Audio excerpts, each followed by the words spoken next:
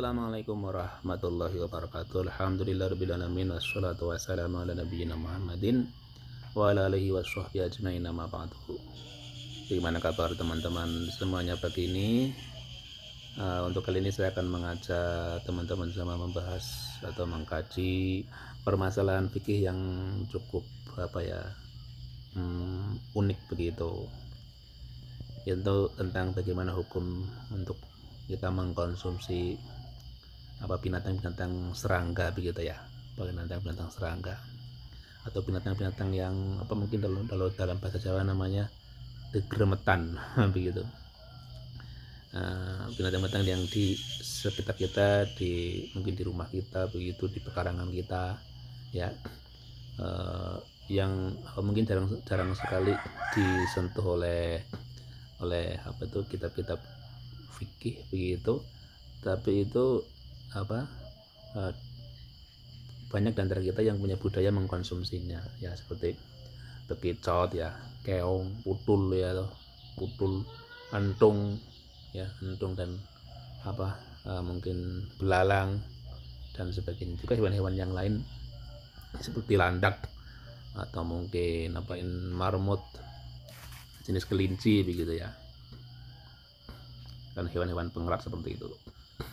Nah, kita di sini akan mungkin pintu masuknya adalah sebuah pertanyaan ya. Ini pertanyaannya saya ambil dari islamweb.net. Pertanyaannya adalah, bagaimana hukumnya memakan siput, keong ya, atau mungkin bekicot ya, semacam itu kan, serumpun lah, sekeluarga ya. Alhamdulillah wassalatu wassalamu ala rasulillah dan seterusnya. Nah, terus langsung ke jawabannya. Faminal ma'lumi anal hasyarat ya, yang harus diketahui bahwasanya al hasyarat binatang-binatang serangga ya, binatang serangga ya luas sekali, karena jumlahnya kan banyak sekali, ratusan ya. Yang tadi saya sebutkan tadi itu, yang di sekitar kita, di sekitar rumah kita itu ya. Itu tangqosimu ila qisma ini terbagi menjadi dua. Satu, malahu damun sailun, yang memiliki darah yang mengalir ya, memiliki darah, memang benar-benar darah begitu, yang punya darah yang mengalir, warnanya merah begitu. Wamin amthilati, dan diantaranya adalah al-hayati, misalnya ular, paratu, tikus, tobu, dan biawak, alakon, munfat itu landak, indahri, dan seterusnya. Terus yang kedua, malaysa lahu damun sailun, yang tidak memiliki darah yang mengalir begitu, tidak beraliran darah. Di antaranya amin amtilati, dan diantaranya dari hewan-hewan seperti itu adalah al-wazakh, tokek atau cicak, al-qurub, kalajengking, al-khulzun al-bari, ini bekicot, ini al-khulzun al-bari, bekicot, wal-jurudu, belalang, wal-zambur, kumbang, ini kumbang ini mungkin sejenis kayak serumpun dengan kayak putul begitu, lunti kalau dalam bahasa Kebumen, kebetulan orang Kebumen ya, wadubab, dan lalat, wal bangut, dan nyamuk, dan seterusnya. Dan para ahli fuqaha, dan bagi para ahli fikih, fi hukmil hasyarat, tentang hukumnya mengkonsumsi ini binatang-binatang serangga ini, istithna'il syarat, terkecuali belalang, wadab, dan biawak, serta wadud dan cacing, itu ada 3 pendapat begitu. Lalu yang pertama ya, hurmatu asnafil hasyarat kulliha, haram untuk semua jenis serangga, li'annaha tu'addu minal khaba'ith, karena semua serangga itu yang di atas sebutkan tadi itu ya, semua serangga tadi, bahkan mungkin yang lain yang tidak disebutkan di sini adalah minal khaba'ith, termasuk kategori binatang yang menjijikkan. Inufurut taba'i az-zalimah ya, karena tidak sesuai dengan kisi-kisi ataupun kriteria kesehatan jika dikonsumsi begitu. Makanan tidak sehat lah masih dikonsumsi, maka semuanya haram, kecuali tadi itu, kecuali belalang, biawak, dan belalang dan biawak lah, itu sudah jelas dibolehkan karena Nabi mengatakan seperti itu begitu. Nah, pendapat yang seperti ini, pendapat yang mengharamkan semuanya ini, itu adalah wa ila hadza dhahabul hanafiyah. Ini, dan untuk pandangan seperti ini ya merupakan madhab daripada ulama Hanafiyah ya. Imam Hanafi lah, itu pendirinya kan Imam Hanafi, mengatakan mengkonsumsi serangga itu haram hukumnya. Atane yang kedua, hilu asnafiha, hilu asnafuha kulluha, dihalalkan. Hilu asnafiha kulliha, halal semua jenisnya. Liman la tadruhu, bagi orang yang dia memang tidak merasa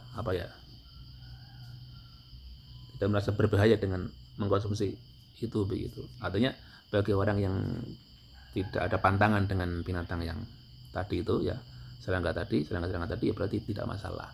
Ya, boleh-boleh saja bagi orang yang tidak berpantang dengan binatang-binatang tersebut. Ya, tapi kalau berpantang, kalau misalnya makan binatang ini jadi timbul penyakit dan sebagainya, jangan, berarti itu tidak boleh. Ini kalau pandangan yang kedua.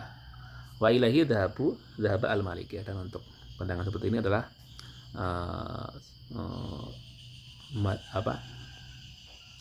bermadhab kepada pandangan seperti ini ulama kalangan Malikiyah. Artinya yang berpandangan halal ya bagi orang yang tidak berpantang dengan serangga, dengan konsumsi serangga tersebut, itu berarti boleh, gitu, halal untuk mengkonsumsinya.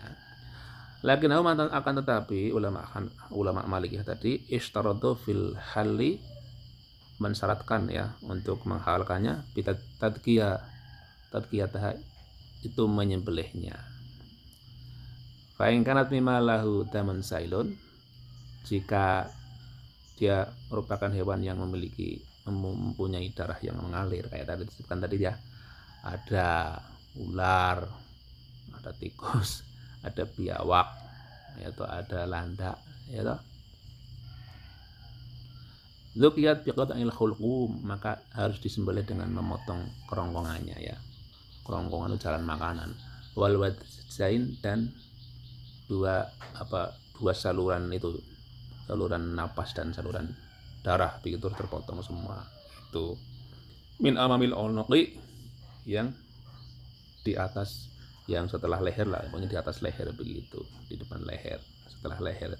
Ya di sininya lah begitu, kalau manusia kan di sininya, dipotong di sininya, terpotong kerongkongan, jalan darah dan jalan udara begitu, jalan napas.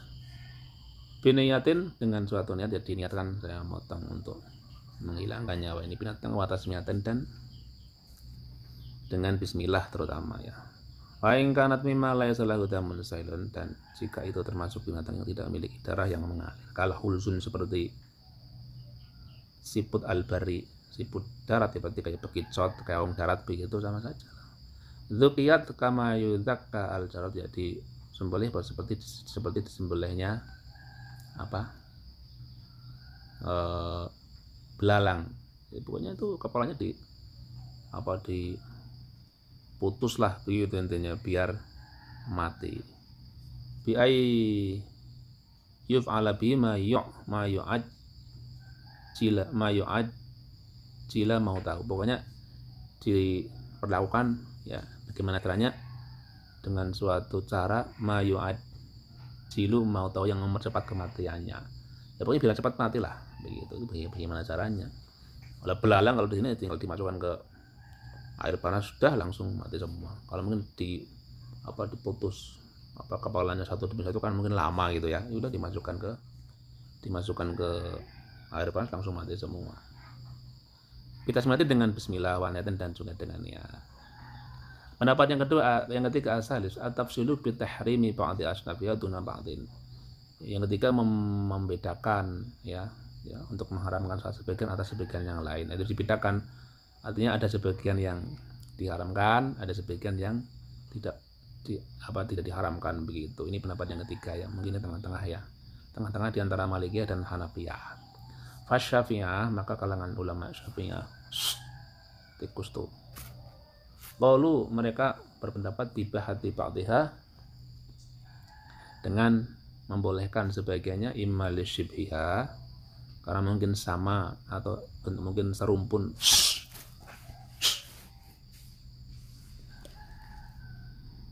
biadobi dengan biawak, itu mungkin serumpun dengan biawak ya, hewan-hewan yang serumpun dengan biawak begitu, itu boleh.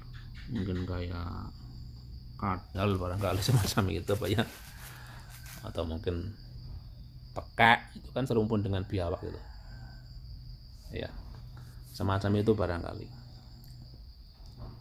Wa imma li anha ghairu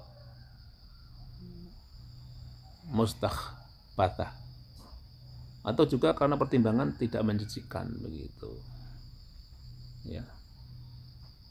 Artinya kalau menjijikkan ya berarti tidak bisa dikonsumsi, walaupun mungkin barangkali serumpun dengan biawak begitu ya, tapi menjijikkan berarti ya tidak.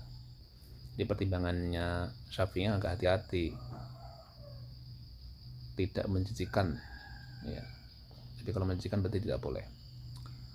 Kalau tadi kalau Malikiyah kan boleh ya toh, boleh asalkan disembelih begitu, yang syaratnya disembelih, dan yang penting lagi tidak ada pantangan bagi yang akan mengkonsumsinya. Contohnya tadi itu keong siput tadi itu, atau mungkin ya sekarang yang sedang musim ya putul ya, jenis kumbang tadi itu, ada entung ya, kepompong ya toh, ada ulat. Nah itu tidak, bagi kalangan Malikiyah berarti itu boleh. Kalau bagi Syafi'iyah kalau nggak menjijikkan ya boleh-boleh saja. Tapi kalau dianggap bagi sebagian orang, bagi umumnya orang itu mungkin menjijikkan ya berarti tidak boleh begitu. Wal Hanabilah dan ulama Hambali khalafu Syafi'iyah, mereka berbeda pendapat dengan Imam Syafi'i, dengan kalangan Syafi'iyah dalam hal apa? Landak. Nah, landak itu bagi kalangan Hanabilah tidak boleh ya toh.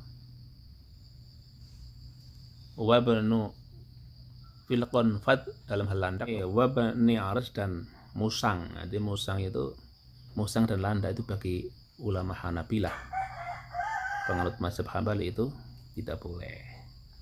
Sedangkan bagi Syafi'i musang dan landak itu boleh kalau memang dianggap tidak menjijikkan begitu. Ya bagi saya misalnya kalau musang dan apa ya dan landak ya bagi saya agak menjijikkan ya, agak menjijikkan. Tapi ada juga orang lain yang menganggap itu biasa saja, tidak menjijikkan begitu ya. Jadi mereka apa makan, ada yang makan binatang seperti itu, landak gitu ya, landak. Tapi kan kemudian sebenarnya kayak musang itu kan apa, itu masuk kategori binatang yang apa, binatang buas, karena musang itu memakan apa kayak ayam begitu, itu kan binatang buas itu ya. Itu kan nanti kategorinya di sana menjadi haram gitu kan. Faqalu bi hurmatiha, mereka mengharamkan untuk ya, untuk kaum Hanabilah, kaum penganut mazhab Hambali itu mengharamkan landak dan musang. Walahum, dan kalangan Hanabilah itu riwayatani, punya dua riwayat, fil wabri wal yurbu. Untuk marmut apa ya, untuk al-wabr ya, kelinci terwelu, wal yurbu dan apa sejenis tikus ya, kayak mungkin marmut apa ya, tikus apa, marmut dan kelinci ya, tentang marmut dan kelinci, sejenis marmut, pokoknya yang sejenis dengan binatang apa kelinci lah gitu, ataupun kayak tikus begitu. Mungkin ya kayak seperti bajing barangkali itu, tupai itu ya, itu kan sejenis tikus. Marmut itu sejenis kelinci ya, di al-wabr itu sejenis kelinci kecil ya, marmut. Wal yurbu sejenis tikus ya, mungkin bayangan saya kayak apa, tupai itu kan mirip-mirip kayak tikus itu, tupai. As-sahwa al-ibahah, yang paling valid, yang paling sahih dari dua riwayat tadi adalah boleh mengkonsumsi binatang apa sejenis tikus, kayak sejenis apa tikus yang kayak tupai atau sejenis kelinci kayak marmut tadi itu.